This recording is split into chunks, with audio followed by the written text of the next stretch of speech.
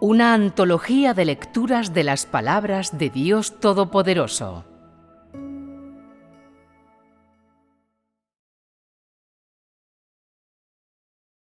La visión de la obra de Dios. 3.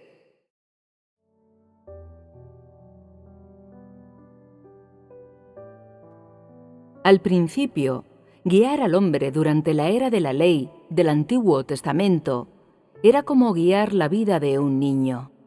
La humanidad más antigua nació de Jehová. Fueron los israelitas, que no sabían cómo venerar a Dios o vivir en la tierra. Es decir, Jehová creó a la humanidad, esto es, creó a Adán y Eva, pero no les dio las facultades para entender cómo venerar a Jehová o seguir las leyes de Jehová sobre la tierra. Sin la guía directa de Jehová, nadie podría saber esto directamente, porque en el principio el hombre no poseía tales facultades. El hombre solo sabía que Jehová era Dios, y no tenía idea de cómo venerarlo, qué conducta se podría considerar venerarlo, con qué mentalidad hacerlo y qué ofrecer en su reverencia. El hombre solo sabía cómo disfrutar de lo que podía disfrutarse entre todas las cosas creadas por Jehová, pero no tenía ni idea de qué tipo de vida sobre la tierra encajaba con la de una criatura de Dios. Sin nadie que los instruyera, sin alguien que los guiara personalmente, esa humanidad nunca podría llevar una vida apropiada y solo podría ser capturada furtivamente por Satanás.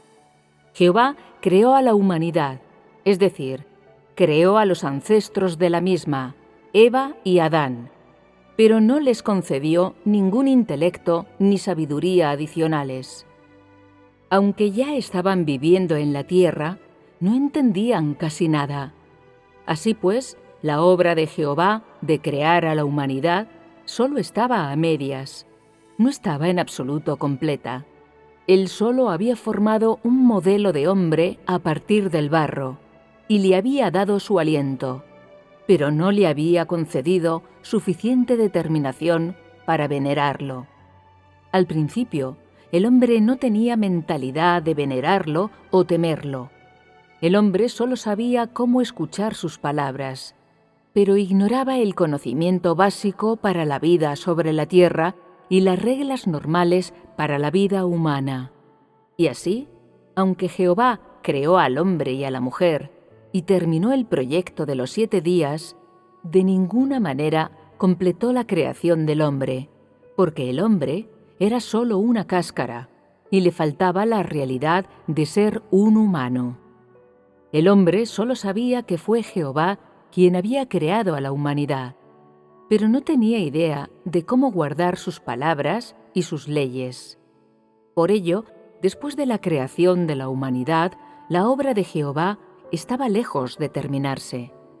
Él aún no había guiado por completo a la humanidad para que viniera ante Él, con el fin de que pudiesen vivir juntos en la tierra y reverenciarlo, y por consiguiente, la humanidad pudiera con su guía entrar en la vía correcta de una vida humana normal en la tierra. Solo de esta forma se completó del todo la obra que se había llevado a cabo principalmente bajo el nombre de Jehová. Esto es, solo de esta forma concluyó la obra de Jehová de crear el mundo. Y así como creó a la humanidad, tuvo que guiar su vida en la tierra durante varios miles de años, de forma que ésta fuera capaz de guardar sus decretos y leyes, así como de participar en todas las actividades de una vida humana apropiada sobre la tierra.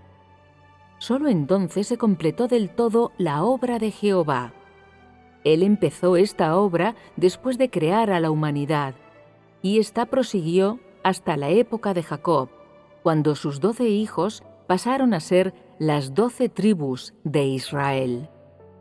A partir de ese momento, todos en Israel se convirtieron en el pueblo oficialmente dirigido por él en la tierra, e Israel pasó a ser el lugar terrenal concreto en el que él llevó a cabo su obra. Jehová convirtió a estas personas en el primer grupo entre el cual realizó su obra oficial en la tierra, y a toda la tierra de Israel en el punto de partida de la misma. Él los usó como el comienzo de una obra aún mayor, de forma que todas las personas nacidas de Él en la tierra supieran cómo venerarle y vivir en ella. Y así, los hechos de los israelitas pasaron a ser un ejemplo a seguir por los gentiles, y lo que se dijo entre el pueblo de Israel se convirtió en palabras para ser oídas por los gentiles. Y es que fueron los primeros en recibir las leyes y los mandamientos de Jehová, y también los primeros en saber cómo venerar sus caminos.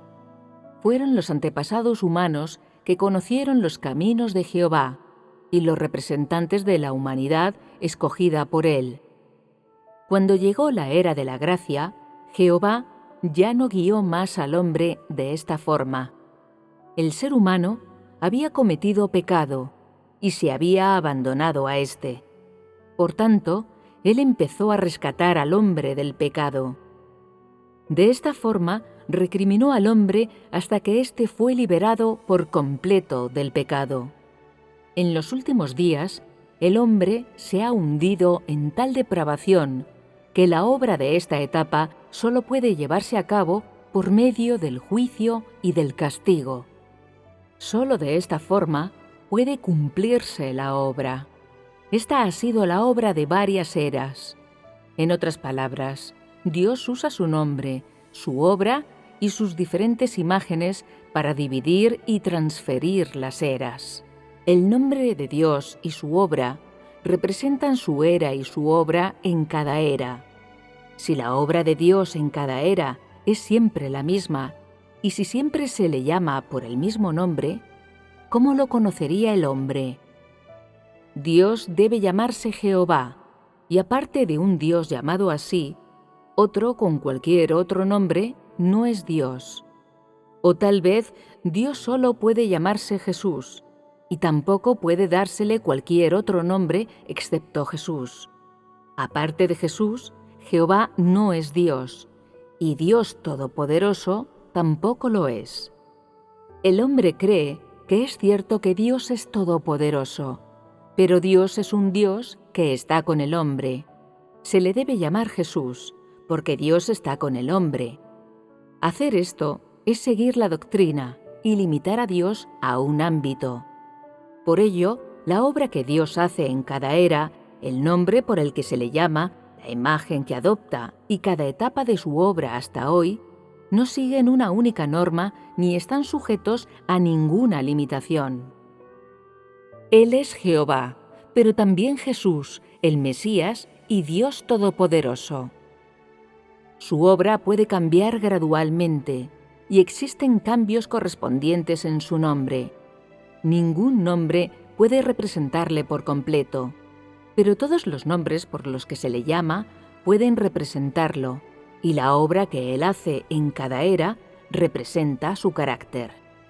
Supongamos que cuando los últimos días llegan, el Dios que ves sigue siendo Jesús, cabalga sobre una nube blanca, sigue teniendo el aspecto de Jesús, y las palabras que pronuncia siguen siendo las de éste. Debéis amar a vuestro prójimo como a vosotros mismos. Debéis ayunar y orar. Amar a vuestros enemigos como apreciáis vuestra propia vida. Soportar a los demás y ser pacientes y humildes. Tenéis que hacer todo esto antes de que podáis ser mis discípulos. Y si hacéis todo esto, podéis entrar en mi reino. ¿No es esta la obra de la era de la gracia? ¿No es el camino del que se habló durante la era de la gracia? ¿Cómo os sentís cuando oís estas palabras? ¿No sentís que esta sigue siendo la obra de Jesús? ¿No es un duplicado de su obra? ¿Podría gratificar al hombre? Podéis sentir que la obra de Dios solo puede mantenerse como es hasta ahora y que no puede progresar más. Él solo tiene cierta cantidad de poder, no tiene obra nueva que hacer, y su poder ha llegado a su límite. Hace 2000 años fue la era de la gracia, y 2000 años después, Él sigue predicando el camino de la era de la gracia y sigue haciendo que las personas se arrepientan. Las personas dirían: Dios, tienes un poder limitado. Yo creí que tú eras muy sabio, pero solo conoces la tolerancia y solo te preocupas por la paciencia. Solo sabes cómo amar a tu enemigo y nada más.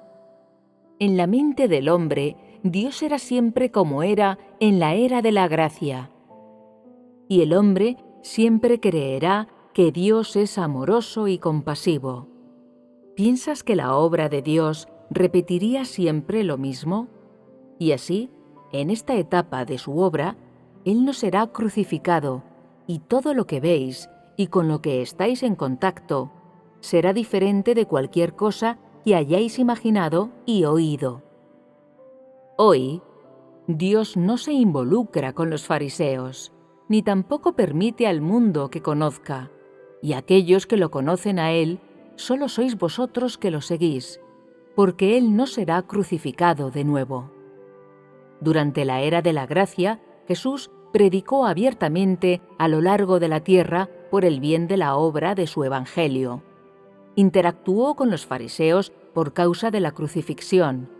Si no lo hubiera hecho, y los que estaban en el poder nunca hubieran sabido de él, ¿cómo habría podido ser condenado y después traicionado y clavado en la cruz? Por tanto, interactuó con los fariseos por causa de la crucifixión. Hoy hace su obra en secreto con el fin de evitar la tentación. La obra, el sentido y el entorno de las dos encarnaciones de Dios son todos diferentes. Entonces, ¿cómo podría ser completamente la misma obra que Él hace? ¿Podría el nombre de Jesús, Dios con nosotros, representar el carácter de Dios en su totalidad? ¿Podría articular por completo a Dios? Si el hombre afirma que a Dios solo se le puede llamar Jesús y no puede tener ningún otro nombre, porque no puede cambiar su carácter, tales palabras son una blasfemia, ¿crees que el nombre de Jesús, Dios con nosotros, puede representar a Dios en su totalidad? A Dios se le puede llamar por muchos nombres, pero entre todos estos no hay uno que pueda englobar todo lo que Él tiene. Ninguno puede representarlo plenamente. Por tanto, Dios tiene muchos nombres, pero estos no pueden articular por completo el carácter de Dios, que es demasiado rico y supera el conocimiento del hombre. El lenguaje humano es incapaz de englobar del todo a Dios. El hombre tiene un vocabulario limitado con el que abarca todo lo que conoce del carácter divino. Grande, honorable, maravilloso, inimaginable, supremo, santo, justo, sabio, etc. Demasiadas palabras. Tan limitado léxico es incapaz de describir lo poco que el hombre ha presenciado del carácter de Dios. Más adelante, muchos añadieron más palabras para describir mejor el fervor de sus corazones. Dios es tan grande, Dios es tan santo, Dios es tan amoroso. Hoy, tales dichos humanos han alcanzado su punto álgido, pero el hombre sigue siendo incapaz de expresarse a sí mismo con claridad. Por tanto, para el hombre, Dios tiene muchos nombres, aunque no tiene uno solo, y esto se debe a que el ser de Dios es demasiado abundante y el lenguaje del hombre demasiado inadecuado. Una palabra o nombre particular no tendría poder para representar a Dios en su totalidad.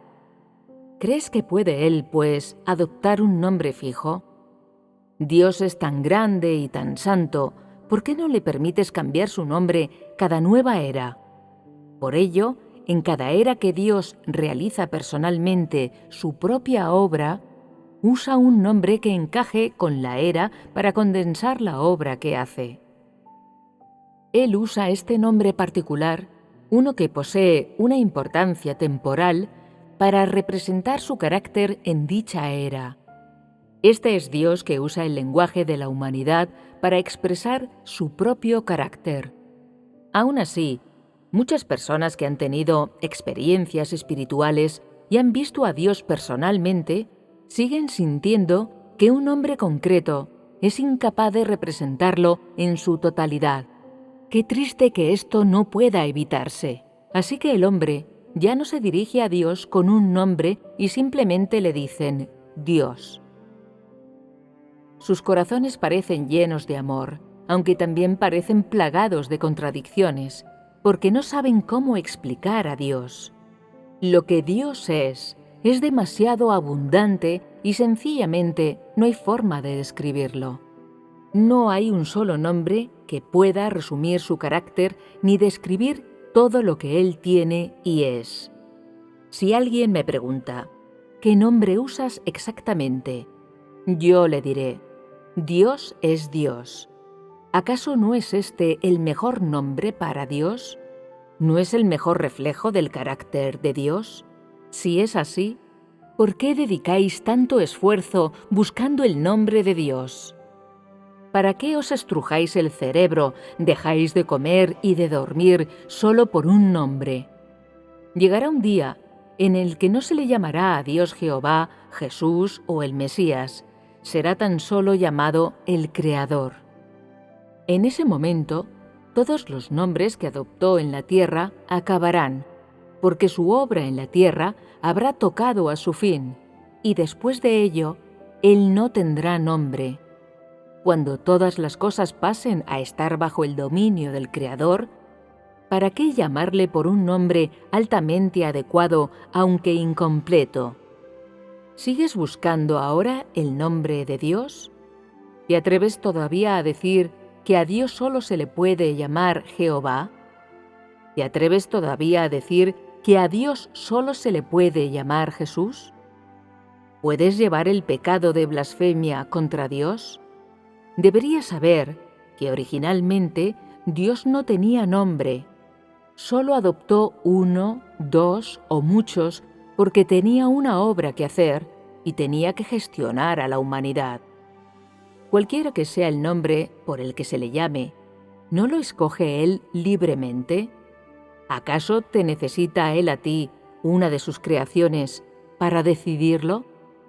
El nombre por el cual se llama a Dios es acorde a lo que el hombre puede recibir y a su lenguaje, pero este nombre no puede ser condensado por Él. Solo puedes decir que hay un Dios en el cielo, que se le llama Dios, que es Dios mismo con gran poder, que es tan sabio, tan elevado, tan maravilloso, tan misterioso, tan todopoderoso, pero no puedes decir nada más. Esto es lo poco que sabes. De este modo, ¿puede el nombre de Jesús solo representar a Dios mismo? Cuando lleguen los últimos días, aunque sigue siendo Dios quien realiza su obra, su nombre tiene que cambiar, porque es una era diferente. Dios es lo más grande en todo el universo y en el reino de lo alto. ¿Podría explicarse plenamente a sí mismo usando la imagen de la carne? Dios se reviste de ella con el fin de llevar a cabo una etapa de su obra. No hay significado en la imagen de la carne, y no guarda relación con el paso de las eras. Tampoco tiene nada que ver con el carácter de Dios. ¿Por qué no permitió Jesús que su imagen permaneciera? ¿Por qué no consintió que el hombre pintara su imagen y que ésta pudiera transmitirse a generaciones posteriores? ¿Por qué no permitió que las personas reconocieran que su imagen era la de Dios? Aunque la imagen del hombre fue creada a semejanza de la de Dios, ¿cómo podría el aspecto del ser humano representar su imagen elevada? Cuando Dios se hizo carne, descendió meramente desde el cielo a una carne particular. Su espíritu desciende a la carne a través de la cual realiza la obra del espíritu. Este se expresa en la carne y hace su obra en ella. La obra realizada en la carne representa por completo al espíritu, y la carne es por el bien de la obra. Pero esto no hace de la imagen de la carne una sustituta de la verdadera imagen de Dios mismo. Este no es el propósito ni el significado de Dios hecho carne. Él solo se encarna para que el Espíritu pueda tener algún lugar adecuado donde residir cuando lleva a cabo su obra, para que pueda lograr mejor su obra en la carne, para que las personas puedan ver sus acciones, entender su carácter, oír sus palabras y conocer el prodigio de su obra. Su nombre representa su carácter, su obra representa su identidad, pero él nunca ha dicho que su aspecto en la carne representara su imagen. Esto es una mera noción del hombre. Por tanto, los puntos clave de la encarnación de Dios son su nombre, su obra, su carácter y su género. Él usa estas cosas para representar su gestión en esta era. Su aspecto en la carne no tiene consecuencias en su gestión, y es meramente por el bien de su obra en aquel tiempo. A pesar de todo, es imposible que el Dios encarnado no tenga un aspecto particular, y por ello escoge la familia adecuada que determine su apariencia. Si el aspecto de Dios tuviera un significado representativo, todos los que poseen rasgos faciales similares a los de Él también representarían a Dios. ¿No sería este un enorme error? El retrato de Jesús fue pintado por el hombre para que éste pudiera adorarle. En aquel tiempo, el Espíritu Santo no proporcionó instrucciones especiales, de modo que el hombre transmitió el retrato hasta el día de hoy. En realidad, según la intención original de Dios, el hombre no debería haber hecho esto. El celo del hombre es el causante de que el retrato de Jesús permanezca hasta hoy. Dios es espíritu, y el ser humano nunca será capaz de abarcar con exactitud cuál es su imagen. Esta solo puede ser representada por su carácter. Eres incapaz de condensar la imagen de su nariz, su boca, sus ojos y su pelo. Cuando Juan recibió la revelación, contempló la imagen del Hijo del Hombre. De su boca salía una espada afilada de 2 lados. Sus ojos eran como llamas de fuego.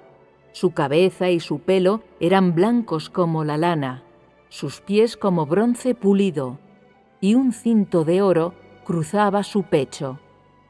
Aunque sus palabras eran muy gráficas, la imagen de Dios que describió no era la imagen de una criatura. Lo que él vio era una mera visión, y no la imagen de una persona del mundo material. Juan había visto una visión, pero no había sido testigo de la verdadera apariencia de Dios. La imagen del Dios encarnado es la imagen de un ser creado, y es incapaz de representar el carácter de Dios en su totalidad. Cuando Jehová creó a la humanidad, afirmó que lo había hecho a su imagen y que los creó varón y hembra. En ese momento, dijo que había hecho hombre y mujer a la imagen de Dios. Aunque la imagen del hombre se parece a la de Dios, no significa que la apariencia del hombre sea la imagen de Dios. No puedes usar el lenguaje del hombre para epitomizar por completo la imagen de Dios, pues Él es tan elevado, tan grande, tan maravilloso e inimaginable. Cuando Jesús vino a realizar su obra, fue bajo la dirección del Espíritu Santo. Hizo lo que el Espíritu Santo quiso, y no fue según la era de la ley del Antiguo Testamento, ni de acuerdo con la obra de Jehová. Aunque la obra que Jesús vino a llevar a cabo no fue cumplir con las leyes o con los mandamientos de Jehová, su fuente era la misma. La obra que Jesús hizo representó el nombre de Jesús y la era de la gracia. La obra hecha por Jehová le representaba a él y la era de la ley. Su obra fue la de un solo espíritu en 2 eras distintas. La obra que Jesús hizo solo podía representar a la era de la gracia, y la de Jehová a la era de la ley del Antiguo Testamento. Jehová solo guió al pueblo de Israel y Egipto, y todas las naciones más allá de Israel. La obra de Jesús en la era de la gracia del Nuevo Testamento fue la obra de Dios bajo el nombre de Jesús, mientras guió la era. Si afirmas que la obra de Jesús se basó en la de Jehová y que no llevó a cabo ninguna obra nueva, y que todo lo que hizo fue según las palabras y la obra de Jehová y las profecías de Isaías, entonces Jesús no fue Dios hecho carne. Si él dirigió su obra de esta forma, fue un apóstol o un obrero de la era de la ley. Si es como tú dices, Jesús no pudo abrir una era ni pudo hacer otra obra. Del mismo modo, el Espíritu Santo debe realizar principalmente su obra por medio de Jehová. Excepto a través de Jehová, el Espíritu Santo no podía realizar ninguna nueva obra. El hombre se equivoca al considerar la obra de Jesús de este modo. Si el hombre cree que la obra hecha por Jesús fue según las palabras de Jehová y las profecías de Isaías, ¿era Jesús entonces Dios encarnado o un profeta? Según este criterio, no hubo era de gracia y Jesús no fue la encarnación de Dios, porque la obra que realizó no podía representar a la era de la gracia, sino solo a la era de la ley del Antiguo Testamento. Solo pudo haber una nueva era cuando Jesús vino a hacer una nueva obra, a inaugurar una nueva era que rompía con la obra que había hecho con anterioridad en Israel. Esta obra no la condujo según la que Jehová hizo en Israel, ni con sus viejas reglas o normas, sino llevando a cabo la nueva obra que debía hacer. Dios mismo viene a iniciar una era y también viene a poner fin a esa era. El hombre es incapaz de realizar la obra de comenzar una era y concluirla. Si Jesús no hubiera llevado a su fin la obra de Jehová después de haber venido, esto habría demostrado que era meramente un hombre y que no fue capaz de representar a Dios. Precisamente porque Jesús vino y acabó la obra de Jehová, continuó la obra de Jehová, y aún más, llevó a cabo su propia obra, una nueva. Esto demuestra que esta fue también una nueva era y que Jesús era Dios mismo. Hicieron dos etapas claramente distintas de obra. Una fase se llevó a cabo en el templo y la otra fuera de éste.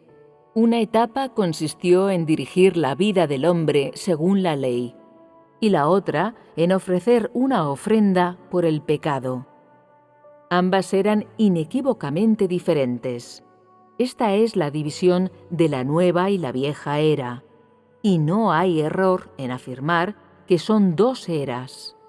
La ubicación, el contenido y el objetivo de su obra eran diferentes.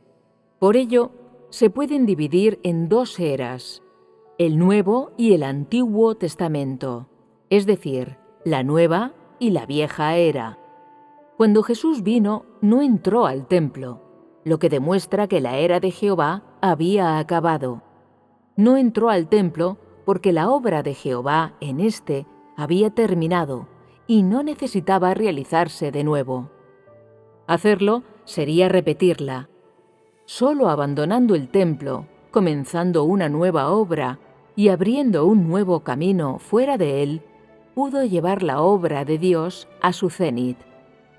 De no haber salido del templo para realizar su obra, la obra de Dios nunca hubiera podido progresar más allá del templo y nunca hubiera habido nuevos cambios. Así, cuando Jesús vino, no entró al templo ni llevó a cabo allí su obra. La realizó fuera de éste y la hizo con libertad, guiando a los discípulos. Que Dios se marchara del templo para hacer su obra significaba que Él tenía un nuevo plan. Su obra debía llevarse a cabo fuera del templo y tenía que ser una obra nueva, no limitada en su forma de implementarse. La llegada de Jesús puso fin a la obra que Jehová había realizado durante la era del Antiguo Testamento. Aunque llevaban nombres distintos, ambas etapas de la obra fueron realizadas por un mismo espíritu, y la obra de la segunda fue la continuación de la primera. Al tener un nombre distinto, y como el contenido de la obra era diferente, la era también lo fue. Cuando Jehová vino, fue su era, y cuando vino Jesús, fue la suya. Así, cada vez que Dios viene, se le llama por un nombre, representa una era y abre una nueva senda.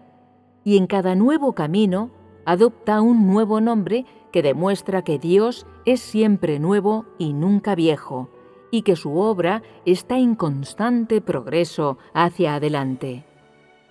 La historia progresa siempre hacia adelante, y la obra de Dios también. Para que su plan de gestión de 6000 años alcance su fin, debe seguir progresando. Cada día, cada año, Él debe realizar obra nueva. Debe abrir nuevas sendas, iniciar nuevas eras, iniciar obra nueva y mayor, y junto con estas cosas, traer nuevos nombres y nueva obra. El Espíritu de Dios siempre está haciendo obra nueva y jamás se aferra a las viejas formas y normas. Su obra tampoco cesa nunca, y sucede todo el tiempo. Si dices que la obra del Espíritu Santo es inmutable, ¿por qué permitió Jehová que los sacerdotes le sirvieran en el templo, pero Jesús no entró en él, aunque cuando vino también se dijo que él era el sumo sacerdote, que pertenecía a la casa de David, que también era sumo sacerdote y el gran rey? ¿Y por qué no ofreció sacrificios?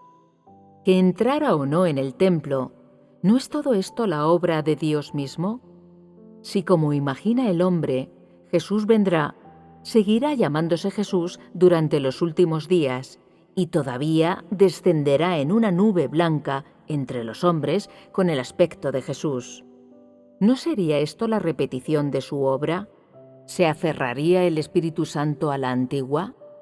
Todo lo que el hombre cree son conceptos, y todo lo que el hombre acepta es según el significado literal y acorde con su imaginación. No es conforme a los principios de la obra del Espíritu Santo, ni se ajusta a las intenciones de Dios. Él no lo haría así. Dios no es necio y estúpido, y su obra no es tan sencilla como tú imaginas.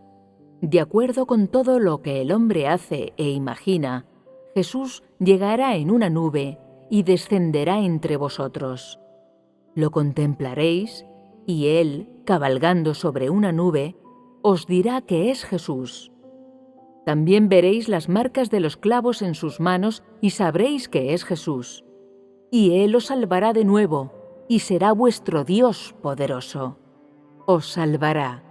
Os dará un nombre nuevo y una piedra blanca a cada uno de vosotros, tras lo cual se os permitirá entrar al reino de los cielos y ser recibidos en el paraíso. ¿Acaso no son estas creencias los conceptos de los hombres? ¿Obra Dios según los conceptos del hombre o en contra de estos?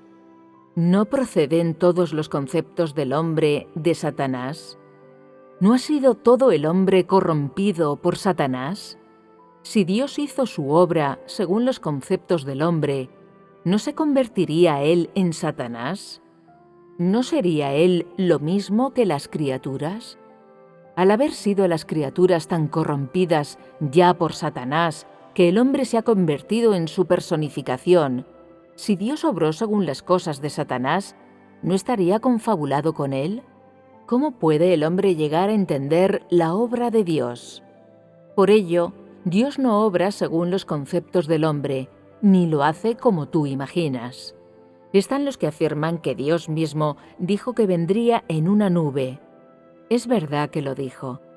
Pero ¿sabes que los misterios de Dios son insondables para el hombre? ¿Sabes que el hombre no puede explicar las palabras de Dios? ¿Estás tan seguro, sin ninguna duda, de que fuiste ilustrado e iluminado por el Espíritu Santo? ¿Te lo mostró el Espíritu Santo de un modo tan directo? ¿Son estas las directrices del Espíritu Santo o son tus conceptos lo que te llevó a pensarlo? Afirmaste, esto fue dicho por Dios mismo, pero no podemos usar nuestros propios conceptos y nuestra mente para medir las palabras de Dios. En cuanto a las palabras de Isaías, ¿puedes explicarlas con completa confianza? ¿Te atreves a explicarlas? Como no te atreves a explicar las palabras de Isaías, ¿por qué osas hacerlo con las de Jesús? ¿Quién es más elevado, Jesús o Isaías? Dado que la respuesta es Jesús, ¿por qué explicas las palabras pronunciadas por él? ¿Y hablaría Dios de antemano sobre su obra? Ninguna criatura puede saberlo, ni los mensajeros del cielo, ni el Hijo del Hombre. ¿Cómo lo podrías saber tú? El hombre es demasiado deficiente. Lo crucial para vosotros ahora es conocer las 3 etapas de la obra. Desde la obra de Jehová a la de Jesús y desde la de Jesús a la de la etapa actual, las 3 etapas cubren la totalidad de la amplitud de la gestión de Dios, y todas ellas son la obra de un mismo Espíritu.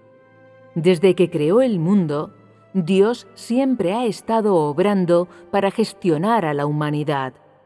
Él es el principio y el fin, el primero y el último, y aquel que inicia una era y quien lleva la era a su fin. Las 3 etapas de la obra, en diferentes eras y distintos lugares, han sido llevadas a cabo con seguridad por un solo Espíritu. Todos los que separan estas 3 fases se oponen a Dios. Ahora debes entender que toda la obra, desde la primera etapa hasta hoy, es la obra de un Dios, un Espíritu, y de esto no cabe la menor duda.